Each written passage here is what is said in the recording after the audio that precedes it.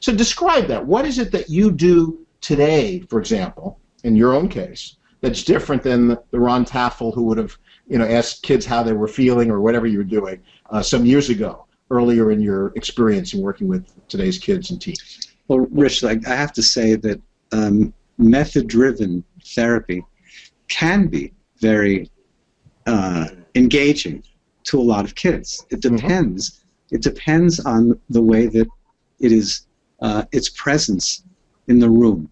Okay. And so I don't want to say that we should in any way abandon what I feel has been tremendous progress in the way that we work with kids. But I do want to say that we need to work into our method-driven practices a practice of the therapist's self in the room so that the therapist can engage more effectively with kids. And we're on the same you're way. A personable guy, so you're always been an engaging.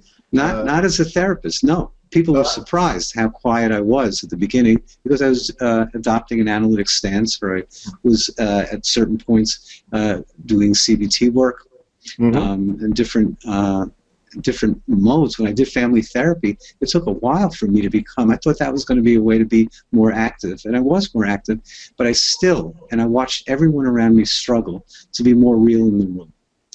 And when they did it, I'm telling you, Rich, they did it for the most part in private.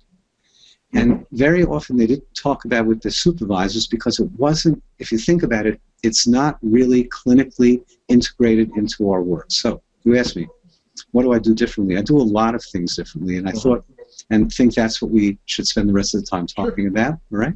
Okay. So why don't I just go to the way that I feel that one needs to be dramatic in the room. Okay. And I think you'll like this because you have that side of yourself also. And occasionally have a penchant for drama. Okay. Yes, you do. And if you think about it, why would this be important? Basically, it's important because kids' lives, especially dysregulated kids, but all kids, my kids, your kids, they basically live in a world of drama. So think about it. They come into therapy. They come to a therapist who then dispenses some kind of prescriptions about what to do, or sits back and just takes it in and reflects it back to them. And instead, what they would like, and every child that every adolescent I've ever consulted with, almost, I can hardly think of anyone that didn't say this. When they were talking about therapies that didn't work, they said, he or she didn't interact with me. Well, in the 21st century world, that interaction, that drama, is absolutely critical for kids to feel because the outside of their lives, outside of the therapy room, that's how they live.